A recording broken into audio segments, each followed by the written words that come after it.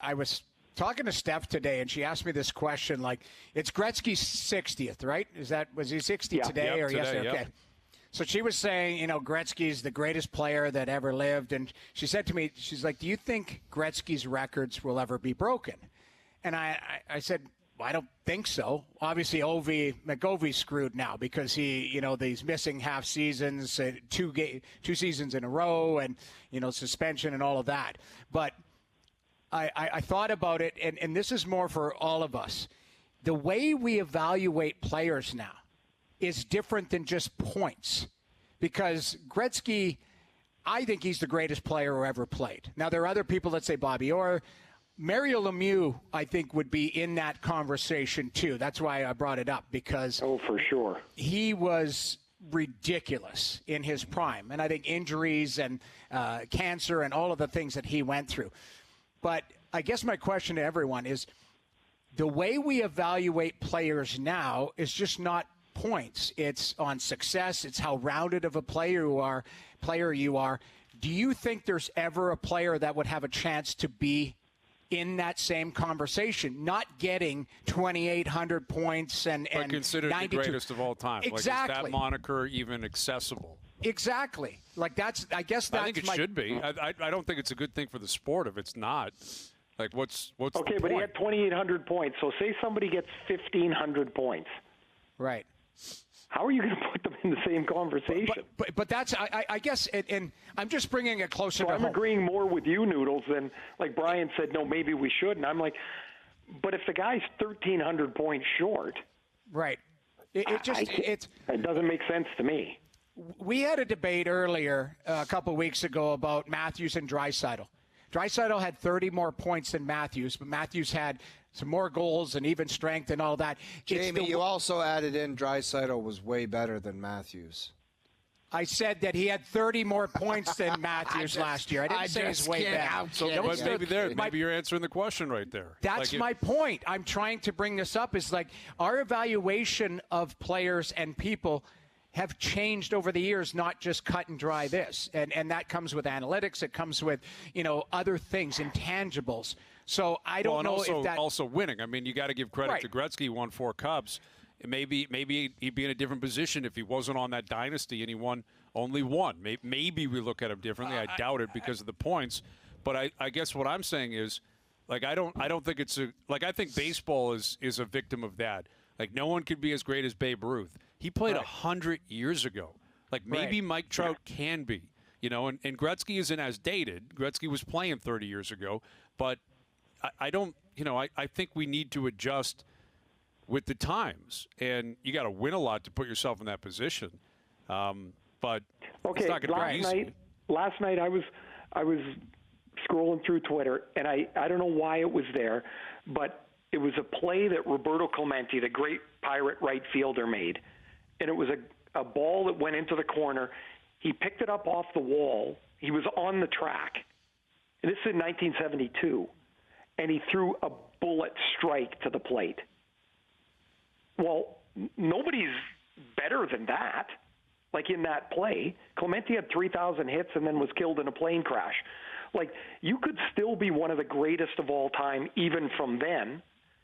Adjust for some of the analytics that can be put together for stats, but it's easier to do that baseball compared to hockey. Right.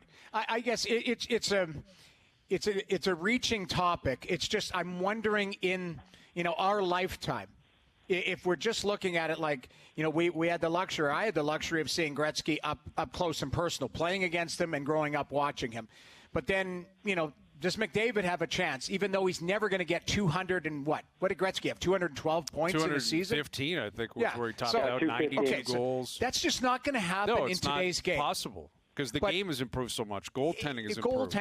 But that's my point. Is that it? Like, Gretzky's the greatest player for the end of time? I don't think it is. I don't think it should be. I mean, it clearly it should be an incredibly high mountain to reach. Right. It shouldn't just be, well, this is my guy in this generation, so I'm going to pick it. Like, it should be. Shouldn't it be that if it is a McDavid or it could have been Crosby or whatever, right? They have to be that much better than everybody else. it's not that the numbers are ever going to align, because they're not. But the simple fact was, we can say the skating wasn't the same and the goalies weren't as good. Well, then why didn't somebody else score 92 goals? Yep, that's true. Right. No, you're right. Gretz was that much better than everybody else that he was playing against. Right. Because so that has to be the same, in my mind, the same sort of scenario to compare somebody today. Can they be in that conversation? Somebody might, sure. But, Connor McDavid's got, I don't even know how many points he's got, but he's got to be that much better than everybody else for a long period of time to be in that conversation. That's going to be hard to do. That's my point is, the argument against Gretzky is if a guy gets 1,500 points and is ridiculous, Gretzky still has him beat by 1,300 points. Like, how do you argue that? No, but here's you're not. Listen, you're not wrong. Where you might counter is with, and again, it can't happen in this era. Gretzky had 92 goals. Hull had 86 one year. It's not like Gretzky had 40 more than anyone in history. Like, there were guys. Bernie Nichols had 72 one year back in the 80s, I believe, early 90s. With Gretzky in LA, yeah. It's just, there were a lot of guys who were scoring a lot of goals. Yep. And, you look at the most points of all time. I'm looking at it right now in a solo season. Gretzky owns the top 4, and all by the age of 24. I believe McDavid is 24 right now. And he had 215, 212, 208, 205, which is crazy. And then sorry, that's funny to me. It's insane. And then Mario steps in to stop his streak with 199, and then back to Gretzky with 196, 183. Like, it's just every like the top 15 seasons of all time. Like, Gretzky's got like 12 or 13 of them, and it's outrageous what he did. But I also think what has changed, and you guys can speak to it better than I can, just based on age, is the amount of analysis today. And the urge to pick holes in players' games may not allow for that either. Yeah, we're not doing liberos of Gretzky not backtracking. Gretzky was just a god. That's it. Everyone agrees a god. I'm sure we could have picked out a couple of games where we're like, that was a Pierre-Luc Dubois shift from 99. Just kind of tooting around and went for a lazy change. But now you do it, you're going to get buried on SportsCenter. You're not allowed to take any shifts off in today's overanalyzed sporting world.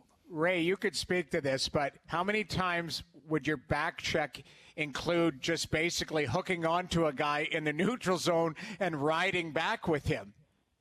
Noodles, I would look, I'm not even kidding, I would look for Brad Marsh. Snowshoeing out there. He was not going anywhere. You give him a little hook, and he'd go, yeah. In other words, like, not just him, but like the point was, I'm not going anywhere. Those were the guys, and your responsibility only was, if I wasn't the first guy back, which I wasn't going to be most times, my responsibility was their D-man. And so I only had to go as far as the blue line because he wasn't going in deep. No chance. Ray, how about when you're center ice and you play with the couple wingers that it was a golden rule. First guy back goes down low and does the dirty work. I love the wingers that would stop at the blue line and just start looking around like a stork, like they had no idea where they were. They would just wait for you to pass them to go down low. That drove me nuts. They weren't even going to try. They're like, I'm not going down there. It's way too hard down there. When late in my career, I got moved to the wing, and outside of the D running you on the wall, I was like, this is a piece of cake. No kidding. I loved it too. It's like, all I got to do is jump in and out of holes, get open, score the odd goal, and it was a cakewalk. It was so fun. But, the first game I played was in the Boston Garden, and someone rolled a little donut around the wall, and the defenseman, I could hear him like snorting like a bull coming down the wall. I'm like, this is not going to end up well. And of course, and then the bench, get it out, get it out. I love I'm that. trying to save my life here, man. That's a great point that, again, wingers, they always get dumped on like, you don't do this, you don't do that. Yeah. It's exclusively a winger's job. When some guy rings one around the boards, and it's like, if you didn't get it out, you're scum. You're soft scum. roller, You're too. soft, and you're not a team player. It's just outrageous. So right, like, and some of those mutant, like, can you imagine Ken Danico just pinching down, and you know that it's just a bull, and he wants you, and it's a slow roller coming to you, and you've got to absorb contact. And if they wanted to take your head off, they'll chomp the minus for it because it's worth it to them. It's like your head on a platter is worth me taking a minus right now. And your defenseman's yelling, snap out of it. Like, wake up. Get it out. There's another part to that play, too, is when the D rolls this little softy around the boards as it's coming around. He can see the D pinching, and the guy that rolled it around the boards yells, heads up. Oh, really? Thank you. Thanks for that invitation for me to get crushed by this guy coming down the boards.